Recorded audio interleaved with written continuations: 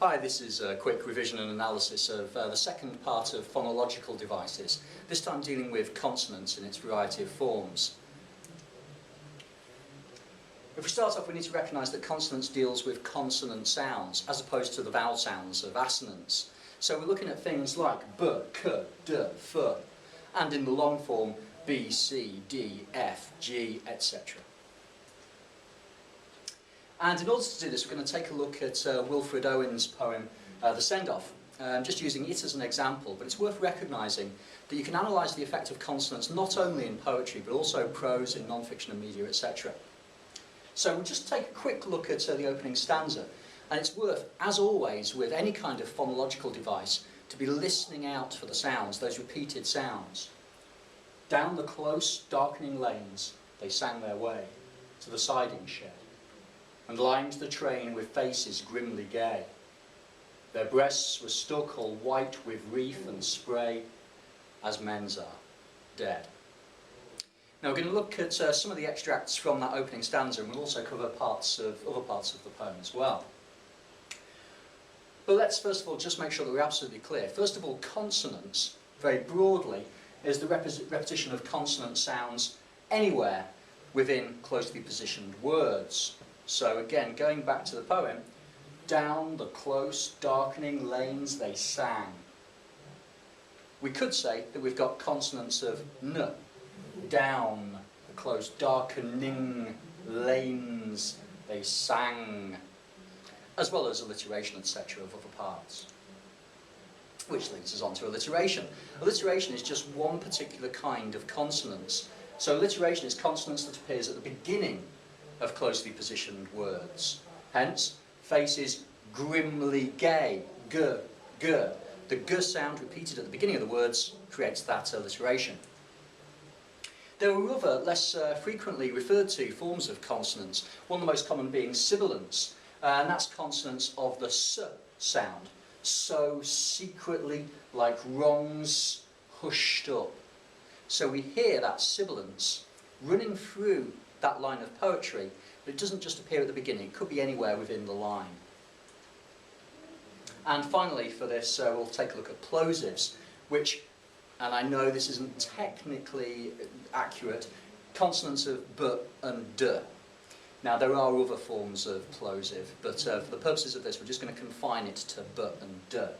So for example, beating of great bells, beating of great bells, you hear that plosive sound at the beginning of each of those words. So we've got alliteration of plosive sounds at that point.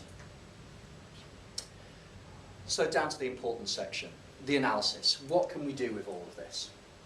First of all, let's take a look at areas of possible interpretation going through each of those particular phonological devices. Starting with plosives. Plosives are quite a nice, easy one to analyse, I think. Because to create a plosive sound, you've got to kind of have air explode out of your mouth. Puh, buh. And it's that sense of violence, that sense of the explosion, that could be why that particular phonological device is being employed. It's often used to present a violent action, or an explosion, or something dramatic that's happening. So again, here, beating of great bells, beating of great bells. We hear the violent, loud, explosive sound, and we just have to think, well, could that be relevant to what's being described? Here, the beating of a big bell. I would suggest that the power and the tremendous sound of these great bells, these huge bells, and it's not just like ringing, this is beating, is captured or reflected in the power of the plosive sound. So there you can go from identifying that a plosive has been used to making a fairly eloquent and simple point that would get you good marks. Sibilance. I'm going to be sticking my neck out a little bit with sibilance, because I'm going to suggest that it's the quality of that sound that's important, and that there are essentially three really commonly used kind of connotations of that sound that poets and writers often employ. The first is water, that can capture the sound of water. If you think of something like Walt Whitman's Patrolling Barnegat, it has loads of sibilance that dominates the poem to capture the sound of the wind, to capture the sound of the sea, to capture the sound of the storm, the combination of the water and the wind. It's amazing how often that's used. Secondly, it can sometimes capture silence or convey a sense of peace. So it kind of reflects that kind of shh, command for silence, that request for silence, that shh. And the sibilant sound kind of symbolises it in some way. Similarly, that repetition of that sibilant sound could connote hissing, the hissing of a snake, and by association can represent evil. So if we take an example, so secretly, like wrongs hushed up, you could argue that the sibilant sounds capture that demand for silence in this instance. It's echoed in the actual phrase hushed up, and suggests how wrong this demand is through the hissing tone generated by the sibilants. Essentially, we have the request for silence mirrored by the sibilant sounds that seem to suggest that request for silence, that shh. If we go on to consonants and alliteration, again, as with sibilants, it's the quality of the sound that's really important. You've got to think, well, why has that particular sound been chosen? And I usually suggest applying the swear test. Is the sound good for swearing with? So just test it out. If, for example, you've got a repetition of t, just think, ute. And if you can make a really aggressive sounding swear word on the basis of that particular example of consonants, then you've got a hard sound, you've got a harsh sound. And so you can use it to see whether it's soft or whether it's hard. If you go, for example, something like le, you're not going to get a very aggressive sound. It's not going to be a good swear word. You le, it's not going to intimidate anybody. So you could suggest that then it's therefore a soft sound. Here, down the close, darkening lanes they sang. We've got consonants of n, n. You n. It's a hard sound. So we could use that harshness, the hardness of the sound, and apply it to what's being described to come up with some form of interpretation.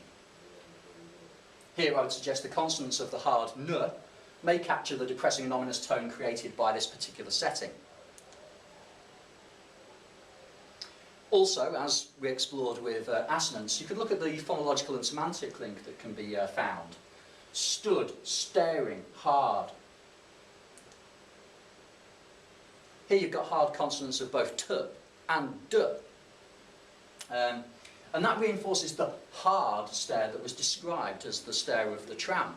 So we know that the stare is being described as hard. We know that the kind of phonology that's being employed, the consonants, is also hard, so the two complement each other. Finally, we could consider a structural effect as well. I'm just going to look at one. Just switching over to another poem by Wilfred Owen, Strange Meeting. It seemed that out of battle I escaped down some profound dull tunnel, long since scooped, through granites which titanic wards had groined.